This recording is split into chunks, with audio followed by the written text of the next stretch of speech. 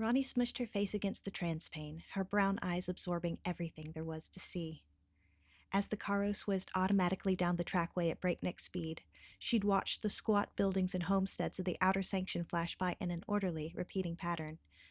The hours of constant vigil were taking their toll, though. Pushing a lock of wild, wavy brown hair away from her face, she rubbed her eyes and refocused them back to the blurring skyline. She refused to miss a single moment. This was the most important day of her life so far, and she didn't want to forget anything. A building 10 times the size of anything she'd seen before suddenly crested the horizon. "We're almost there! I see Stan Rawl!" she yelled excitedly into the transpane. Her two short legs bounced excitedly against the seat. The teen next to her pulled off his oversized black headphones and teased. "You're gonna knock us off the trackway with all that fidgeting, you know." "Will not," Ronnie retorted from her locked position at the transpane, though she did stop kicking her legs. "But we are close, right?" "Not quite, dear," her mother replied kindly from in front of her. "We have at least another hour before we reach the city wall, and then it's another 20 minutes after that before we actually arrive." "But that's so far away!" Ronnie whined, finally pulling her face away to look inside the Caros. "We've already been writing for hours." "I told you to pack some inkers or a data pad to keep you entertained, but did you listen to me? No," her brother laughed. "Shut up, Nathan. Go back to your headphones. I'm not bored. It's just taking too long to get there," Ronnie replied as she glanced back at the transpane.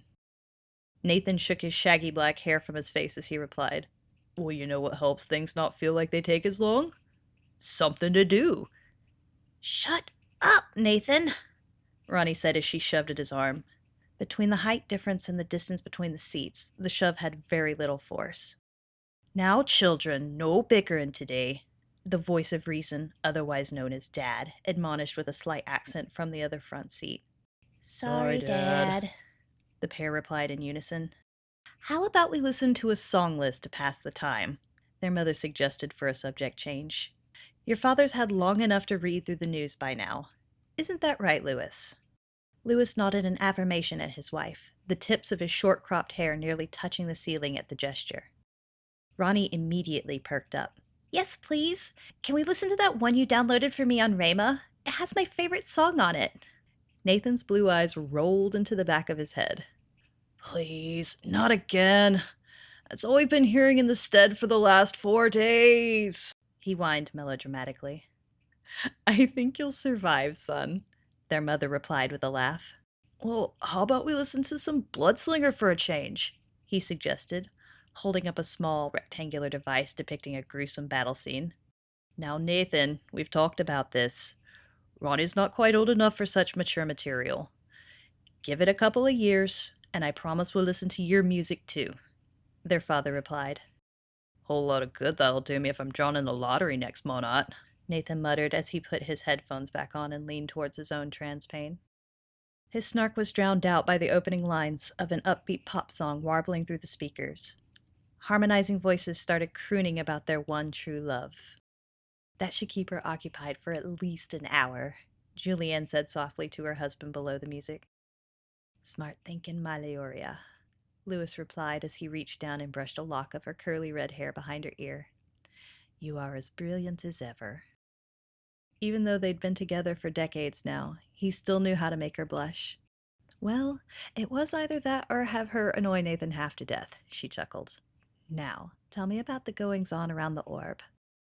The pair held hands and chatted softly. They looked far more at each other than the orb around them, still in love after all these years.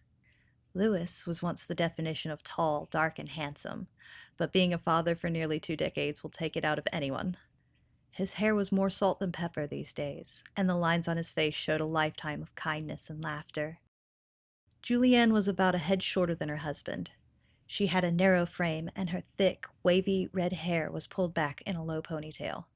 She had never quite lost the baby weight, so she said, but Louis never cared. He was in love with the infinite dark pools of her eyes, and the beautiful soul that shone through them. As everyone settled back in for the rest of the journey, the girl in the back seat transformed. She closed her eyes, and her latest favorite entertainment began. The music performed a rhythmic, colorful dance just for her. It twisted around in shades of blue and purple, the shades streaking and melting into each other, fighting for prominence, but never for dominance. Occasionally, there was even a flash of teal that wove in and out of the melody. It was beautiful. The colorful music show had started about 2 monats ago. At first, it only showed up if it was totally dark, just as she was about to fall asleep. But a couple of weeks ago, it started working when she simply closed her eyes. It was such a fun way to listen to music. Today, when the blue and purple of the first song faded into the red, orange, and yellow of the next, she opened her eyes again. She wasn't as big a fan of the colors on this one, so she opted to return to her vigil at the transpane. However, the colors didn't disappear like they had in the past. Instead, they simply faded to the corner of her eyes, subtly twisting and tinting the edges of her vision. Well, that was new. She closed her eyes again, and the show resumed in full vibrance. The reds dominated most of her vision, hiding the orange and yellow streaks until they burst forth, almost as if pressurized. Opening her eyes sent the red all the way to the very edges of her vision. Her mother was doused in a dancing, moving red filter, but the view directly in front of her showed the speeding lines of the passing scenery in normal hues. She repeated the experiment a few times with the same results. Eventually, she gave a mental shrug and just decided to roll with it. After all, now she had the best of both orbs. She could see the show and watch for Stan Raw. The second song blended into the third, which eventually transitioned into the fourth. All three were similar colors, though occasionally the orange would take more of a center position, or the yellow would wash out the other two colors, or a streak of brown would come in for a moment to twang away. Ronnie quickly grew bored of the same colors over and over again. After listening to this song list about 100 times, she knew the colors wouldn't actually change until the sixth song, and those colors, while cool, weren't nearly as pretty as the first. As the fourth song's ending faded to black, Ronnie absent-mindedly said, I wish this song list had more blue and purple songs. It's so pretty, but there's only one of them. I wonder why they went with so many red, orange, and yellow songs instead. The fifth song never started. Instead, she found herself staring at her parents' faces as they both immediately turned to face her. "What did you say, sweetie?" her mother asked with an intentionally calm voice. Ronnie felt suddenly nervous, though she wasn't sure why. She looked around the Karos, anywhere but at her mom, as she muttered, "Well, the first song is purple and blue, and it's my favorite. But half the songs are all the same color, and it gets boring after a while. I just wish they had more purple and blue songs, that's all." She watched as her parents exchanged a worried glance. Nathan had also perked up beside her, though he kept his oversized headphones on. He looked at her with a similarly confused expression on his face. "So, Otolia, when you listen to music, you are seeing colors?" Lewis asked her in a similarly calm voice. I mean, yeah, don't you? Ronnie said. "Well, no, sweetheart," Julianne replied hesitantly. That's not something everyone can do. This is something that's best kept between us, okay? Will you promise me?" Ronnie felt even more confused. Okay, she said slowly. I can keep a secret. Besides, who could I even tell anyway? "Good," Julianne replied quickly.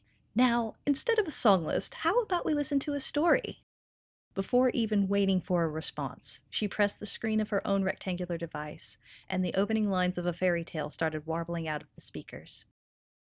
Ronnie tried to make sense of the last minute. Her whole life had just taken a strange shift, and she had no idea why. She looked around the Karos, and her parents were whispering intently with each other. Through the narrators droning about a land far away, she thought she heard something that sounded like Synia a few times, but it was difficult to tell.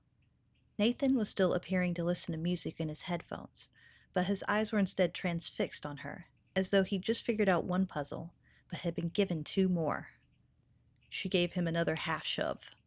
He just rolled his eyes in response and turned back to his own transpane. With everyone now intentionally ignoring her like she was a pariah, she returned back to her own view of the outside. The buildings were quickly gaining size, and some were approaching 20 whole stories. But the change in scenery held little interest for her anymore. She was now replaying back the last 2 minutes, trying to figure out why everyone was freaking out. She must have fallen asleep at some point, because she was suddenly startled by her mother's overly cheery voice saying, "We're here! Now who's ready for the museum?"